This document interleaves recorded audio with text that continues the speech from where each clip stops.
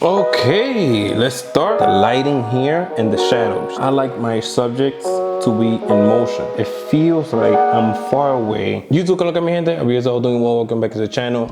In this new segment or this new type of video, I'm gonna be doing a breakdown of my last POV video that I did in Prague, Street Photography in Prague Part 1, just because I want to give you a different perspective on what I consider a good image and what I consider a bad image. Let's jump into the video and then we discuss that later. Aye. Okay, let's start with the bad images and what I consider a bad image.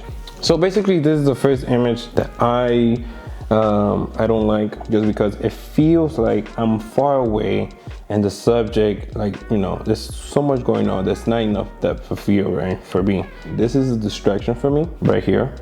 I think if I would have gotten closer, this was shot at 24. This is why I included it. I don't know what was I thinking. I think now seeing the image, I much rather have this in focus, right? This area right here, because here we have a subframe. Subframe is a frame within a frame. We have a subject here. I think that if we would have had something in the background, which I did correctly, I corrected the shot right after, because there was another person walking through the scene, and I captured this right here, which is a tower, which makes the scene more interesting, because now we get a subject in the middle, we have a subframe, and then you have the backdrop. So you have 3 levels, right? So let me show you that shot. So this is my adjustment for the shot for the same scene. As you can see, I am much closer to the hallway or whatever it is, to the tunnel. Now I was able to capture 2 subjects. So I wrote mini notes. The white is the passage. It leads our eye naturally. The subject is there in the shadow, which adds mystery to the image, because we're not seeing who are they. They're in the shadow. It could be, you know, we create a story in our head on what's taking place, or we put ourselves in their footsteps. So we have this gentleman right here in the park. He's just laying down the subject. There's a lot of negative space right here. Let me turn the tablet. A simple shot, very minimalistic, I would say. Yes, negative space. You could use negative space in an effective way. It's not enough. There's not a foreground right here. Maybe I should have added the bushes that were right in front of me, and then it would have added more to some depth into the image. Yes, the image has some highlight on the subject. He's relaxing, he's just chilling, and you can relate to that if you had a hard day of work. But it does not work for me. I think this is a garbage image. And even calling this a warm-up shot is so disrespectful to warm-up shots. Anyways, so there's a foreground, midground, background. Do not like the shot. It's too one-dimensional. There's no pop, there's no story. Yes, I get it that the subject right here is waiting for the tram, and the tram is got there or is about to leave. I see that this right here is more interesting than what's taking place right here. If I'm being completely honest, there's nothing there. Maybe if I would have added some layer to the image, like I said, somebody walking by in the foreground, interesting, it would add more to the story, but there's nothing here. So let me show you some of the images that I thought they worked for me. So let's start with the red hat lady. Where is the red hat lady? Why I like this image so much is because a lot of contrast, there's a lot of pop coming through the image. So let's do a breakdown. We have our shadow, right? Here we have our highlight. All of this is highlight.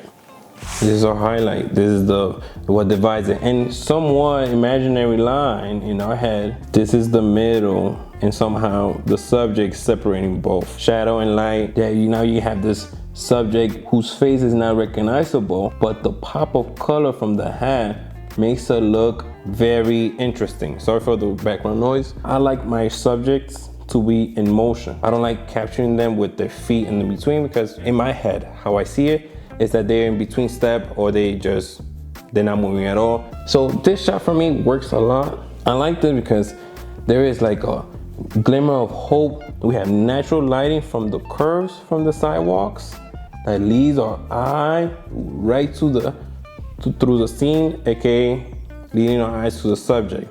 Then we have natural curves that are coming from the building that are leading our eye. This is a simplistic shot, and it's like makes you think in your head, what does this alley lead to? And I want to know what happens as you take the turn.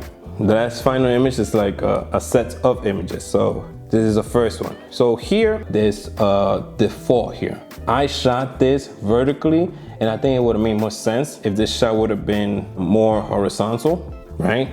I would have added more to the image. So we have layers in between. This layer adds depth, some type of depth to the image. We have here these statues, like looking down at them, about to beat them up or whatever. And then we have the guard who's about to protect them. That's how I'm imagining in my head that how this image will work, right? This works as a set of photos, like for the next one. Everything that I spoke about in the beginning is coming to fruition in this one. What am I talking about? Here we have natural subframing by the rails, by the little house where the subject is standing by. And then the way that they painted the cabinet here, naturally leads our eye to the subframe, another subframe within the subframe, to the subject. And the fact that the subject is like pimped out from head to toe, the coloring of his outfit against the wall in the background, we have that teal and orange working for us. You know, that's very cinematic when people say that. I don't care. I like the color renditions and how they compare one another, and they work here to make this image work for me. So guys, I hope you guys enjoyed this video. It is educational for me because now I'm back tracing all my shots.